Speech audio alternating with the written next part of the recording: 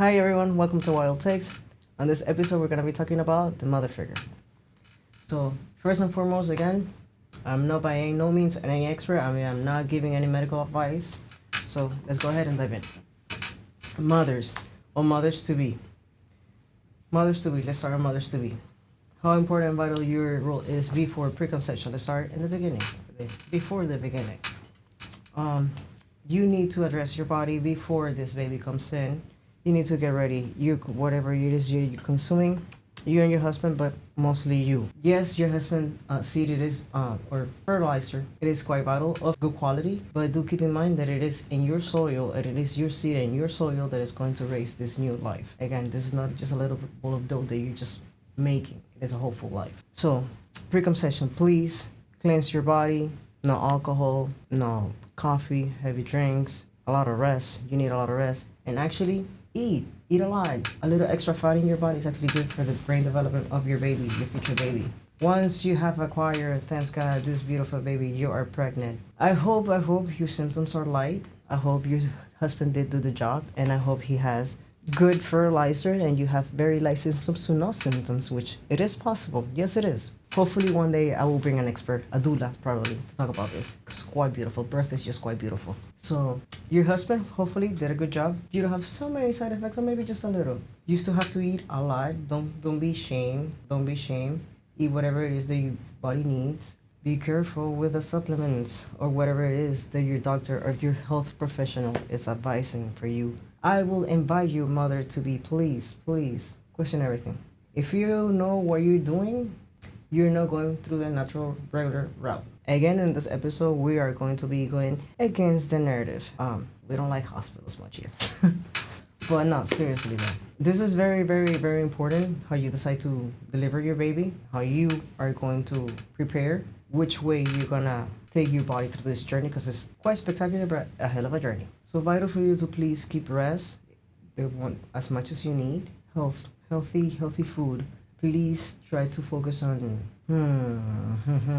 how do I say this without being an ass? Not fast food, please. Not fast food, like real food.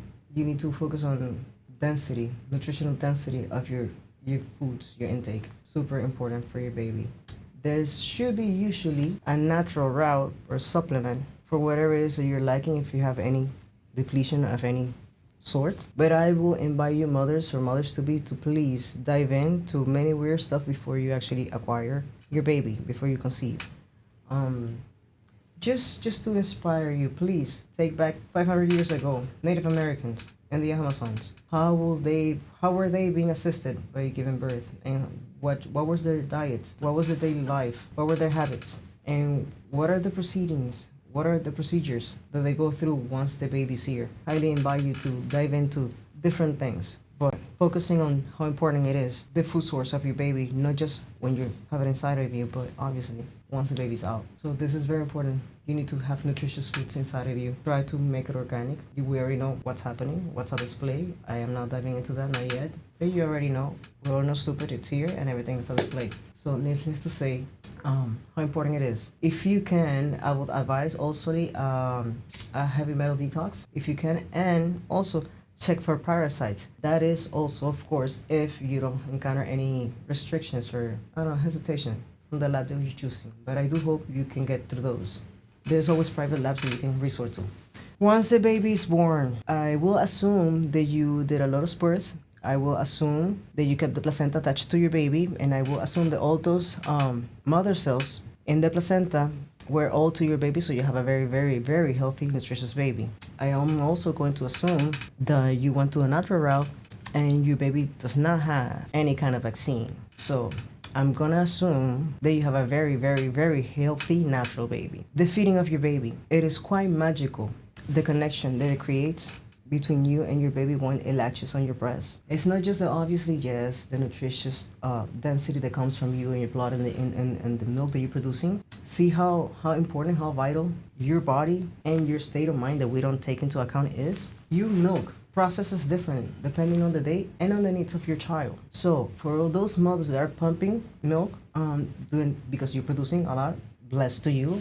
Whenever you pump, whatever time you pump your milk, write it down if you're going to freeze it, because that milk is specifically for a period of time for your baby, for whatever needs your baby has at that time. Another thing I will say, which is a fun fact I came across recently, if you are breastfeeding, you're not meant to get angry, you're not meant to be upset. So for if by any chance, because it's very hard and very difficult to not get angry at any given moment for whatever reason, you are not to feed your baby for the next 3 hours, and all that milk that you have, pump it out and wait 3 hours to feed your baby. And if you can, hopefully please, you will have some frozen breast milk and feed that instead. All those hormones that come down when we get angry or we get anxious, or all this low frequency emotions that get transmitted to the babies, and we feed it to them. So let's not do that. And I will pause here for a second, and I want you to please take this very, very serious, because this is not talked about.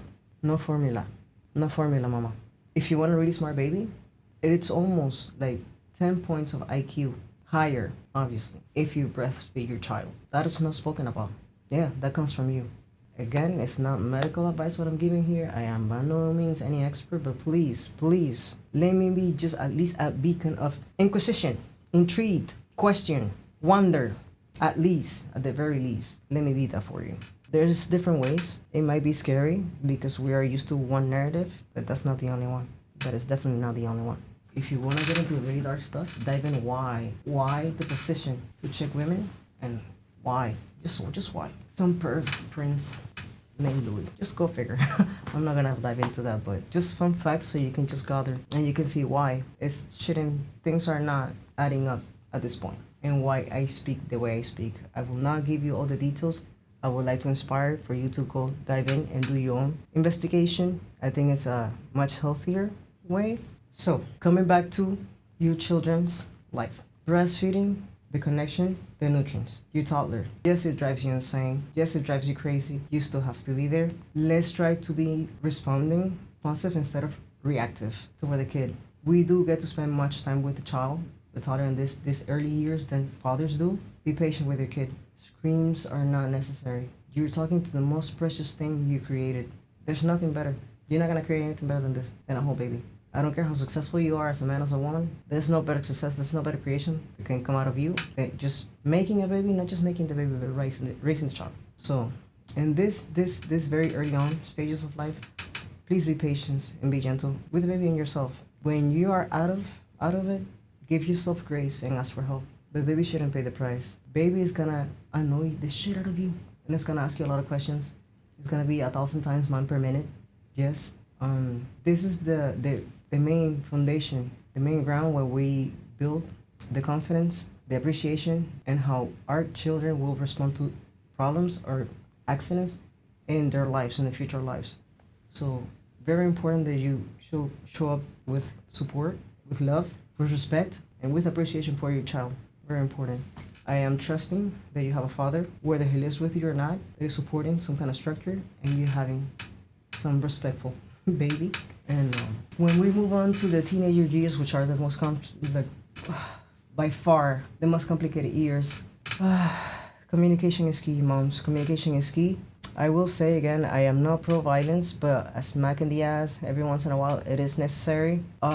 Vital for you. Whatever it is you promise to your child, keep it. Whether for good or for bad, but keep your word. That's all you have. That's what you leverage. If you don't have a word, your child is not gonna trust you. When true issues come and arise, they need to have you. They need to have that safety net, that ear that I can come to my mom and confide in her. So, and you create this foundation of trust on early on years. When you don't scream, when you come up, there's an accident, it happens, you explain to your child. Don't just because I said so. No, that's not the answer. So communication with your child, please come from a place of love, respect, appreciation, and understanding. If you want to have a teenager, a good teenager that you can talk to, you can communicate. If you want to enjoy your teenager, the work starts when he's 2. It's a lot of work, yes. It's annoying, yes. It's gonna drive you crazy, yes. But you did this, yes. So this is very important. So if there's anything that I want for you to take on this episode, mom, is please choose wisely. The most important decision you can make in your life is who are you going to have babies with. This is not just like, oh, let's see what happens. It's already here. It shouldn't be like that. This is the most important creation that you're gonna have. For you have to become the very thing that you want them to be.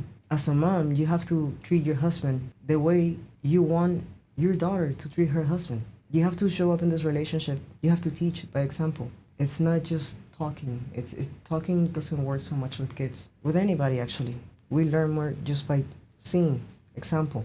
Whoever you are as a woman, however you treat your husband, that's who your son is going to marry to. Do you want to have a hell of a relationship with your in-laws? Nobody does. Nobody does. Nobody wants that. Who wants to have a bad relationship with anybody? The job starts when they're early on, like when they're babies and they're young. By you becoming the very own thing they want for you want for them to be. You don't tell me that sucks that he's a deadbeat dad. You picked it. It's too bad society. It's on you. You have to be the bigger person. So be it. Somebody has to do it.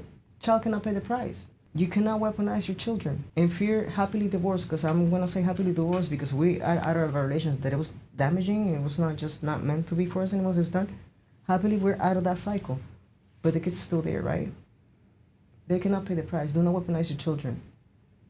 Their children need that father in their lives. And it's you, the one that looks like an ass at the end. Because kids grow up and then we know.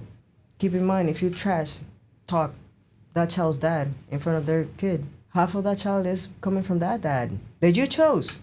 Not him, not her. You chose. So when you talk to your kid and you're talking about the other partner, if not there sadly, be mindful. Be mindful. And I'm not saying that sometimes it's not easy, because yes, there is a lot of that beat dads and that beat moms, yes. But it's done. It's already here. The child cannot pay the price. How are you gonna handle your situation? Go figure. Put up your big girl panties and figure it out. Be the bigger person, then you have to be so sad. Oh well. Be a woman. Become a woman. Stop talking shit. It's not funny. It's not helping anybody.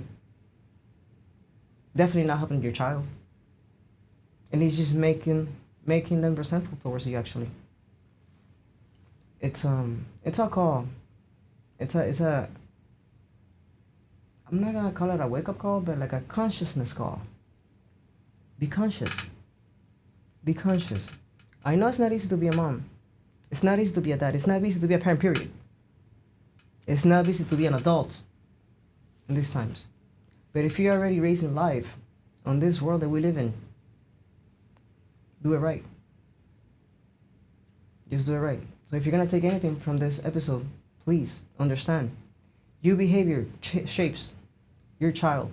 Do you know, from fact, that the happiness your child sees when he's growing up is going to determine how successful that child is going to be? Do you know that, mom? Yeah. So, please, take it very serious. This is not something to play with. It's not just because, oh wow, no. Be responsible with your body. You're something very valuable. You shouldn't be spreading yourself so thin. So, without further ado, I'll see you in the comment below. So let me know what's your take. See you in the next episode.